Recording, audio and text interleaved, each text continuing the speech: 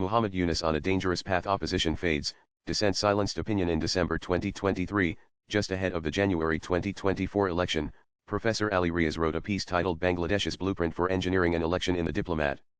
It elaborated on how Prime Minister Sheikh Hasina's Awami League created an environment of mock competition to legitimize their victory in the absence of the principal opposition, the Bangladesh Nationalist Party BNP. The ruling party's strategy is comprised of three elements. First, keeping a united BNP out of the electoral process. Second, peeling off leaders from the BNP into newly minted parties to create an impression that the BNP is fragmenting and its voters have an option in the election. And third, bringing in as many smaller parties as possible to the election, wrote the distinguished professor of political science at Illinois State University and a non-resident senior fellow of the Atlantic Council. Hasina was ousted from power in August 2024.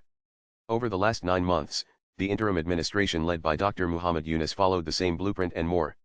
This time, Professor Riaz was part of the administration as vice chairman of the National Consensus Commission and head of the Bangladesh Constitutional Reforms Commission. The student leaders of the July uprising are now divided into at least 3 factions. They speak mostly in one tone. The largest among them, the National Citizen Party (NCP), is clearly an arm of the government with part of their leadership in official positions and the rest holding portfolios in the party. There is no evidence of their popularity, but ample evidence of their ability to create mobs, apparently with support from sections of Islamist groups. Last week, when the world was anxiously watching the India-Pakistan conflict, the NCP and Hafizat Islam, a non-political association of clerics and students from unregulated Qawmi madrasas, demanded a ban on the Awami League. Slogans were raised in support of the 1971 liberation war criminals, right from the Shahbag Square, which had once been a site of pro-liberation movements. Muhammad Jasimuddin Rahmani, chief of the banned terrorist outfit Ansarullah Bangla Team ABT, joined the demonstration. He had been released from jail during the Yunus regime. The government obliged the protesters with electric speed. Cases had already been registered against Hasina and her associates in the same International Crimes Tribunal (ICT), created under the 1973 Act to punish collaborators of the Pakistani army during the Liberation War. On May 10, merely 2 to 3 days after the demonstration by its own political wing, the Yunus administration issued an executive ordinance empowering the tribunal to hold trials of political parties. In a parallel move, the Anti-Terrorism Act, 2009, was amended to prevent the Awami League and its leaders from engaging in political activities even in cyberspace. The Election Commission (EC) suspended the party's registration. The party with the most significant contributions to the creation and development of Bangladesh was criminalized and legally barred from political activity until the trials are over. This is over and above the administrative and non-administrative atrocities that the party has been facing.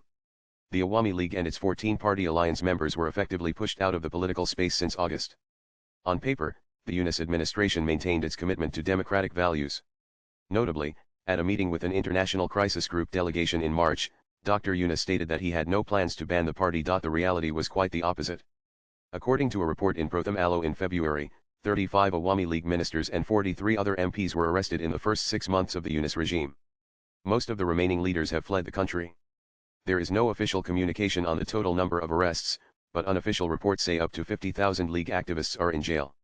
The party that secured 40% of the vote even during its worst times 2001 has been forced to go underground. Human rights activists like Barrister Judirmo Ibarua, once vocal against the Hasina government, have recently alleged a clampdown on bail provisions and a complete breakdown of the judicial process. Fazlur Rahman, an advisor to the BNP chairperson, admitted in a TV interview that courts operated with relatively greater neutrality under the Awami League. An April 22 report in the Milli Chronicle stated that over 131 lawyers were arrested for alleged connections to the Awami League. Barrister Turan Afraz, a former ICT prosecutor, was jailed. To put things in perspective, over the last 9 months, Awami League activists have been deprived of basic rights that even criminals enjoy in moderately civilized societies, let alone democracies. Now, roughly 4.8 crore core voters of the party are deprived of their political choice. Many believe it is part of a meticulous design, a phrase famously used by Dr. Yunus to describe the July uprising to scoop, not peel out leaders from the League's extensive grassroots organization. A Truth and Reconciliation Commission is being proposed. It will act as a political washing machine. The first target is to place Awami candidates as independents, under some form of oath, in local elections. Over time, they will be absorbed into the NCP or another party enjoying administrative support. The FAA of democracy will be maintained by allowing entry to a host of new parties. At least 65 parties are awaiting EC registration. The BNP supported the ban on the Awami League and may end up the biggest loser in this maneuver, as Awami converts will face BNP candidates in elections. And that suits the Yunus regime. The BNP was a clear favorite to win after Hasina's ouster, but they did nothing to force Yunus to hold an election. Acting vice-chairperson Tariq Rahman remains in London despite his acquittal in several cases. Chairperson Khaleda Zia, who is unwell, has just returned from London. The benefit has gone to Yunus and his cohorts.